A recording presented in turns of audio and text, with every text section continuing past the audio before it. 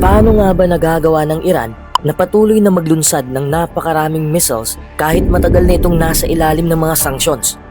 At bakit tila mas mabilis silang gumawa ng missiles kumpara sa US? Alam naman natin na ang Amerika ang may pinakamalaking military budget sa buong mundo. Meron itong pinaka-advanced na teknolohiya at may ilan sa pinakamalalaking defense companies sa buong mundo.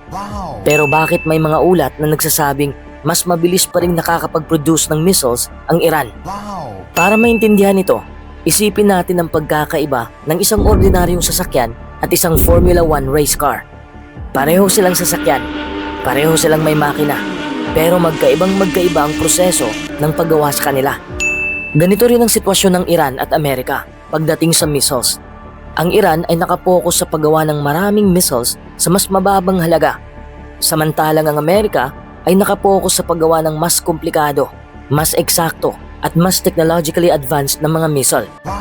Sa madaling salita, Iran sa dami, Amerika sa kalidad. Alam ng Iran na hindi nito kayang tapatan ang lakas ng US Air Force o ng US Navy. Kaya sa halip na makipagkumpetensya sa parehong paraan, gumawa sila ng ibang estratehiya. Kung hindi nila kayang magkaroon ng libu-libong modernong fighter jets, maaari silang gumawa ng libu-libong missiles. Ito ang tinatawag ng ilan na Missile-Centered Defense Strategy.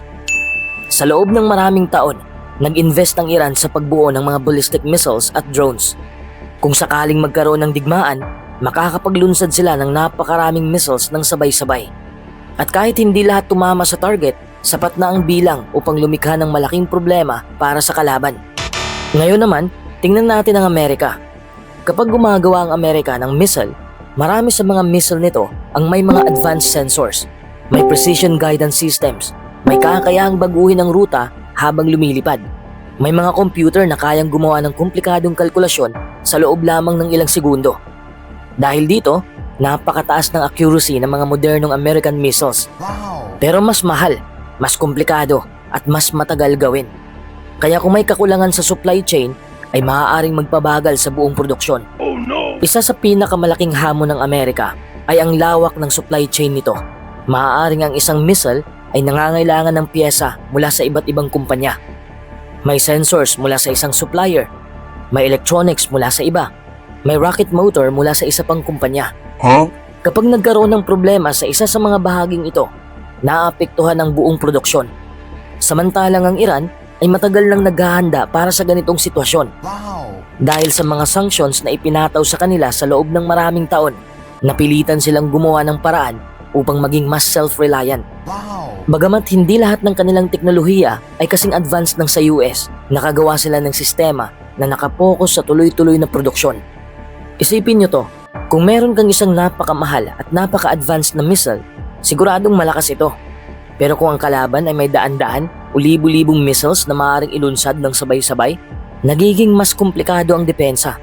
Ito ang dahilan kung bakit binibigyang pansin ng maraming military analysts ang missile arsenal ng Iran dahil sa dami nito. Ang konsepto ay tinatawag na saturation. Ibig sabihin, napakaraming missiles ang ilulunsad ng sabay-sabay upang mahirapang harangin ng depensa ng kalaban ang lahat ng ito.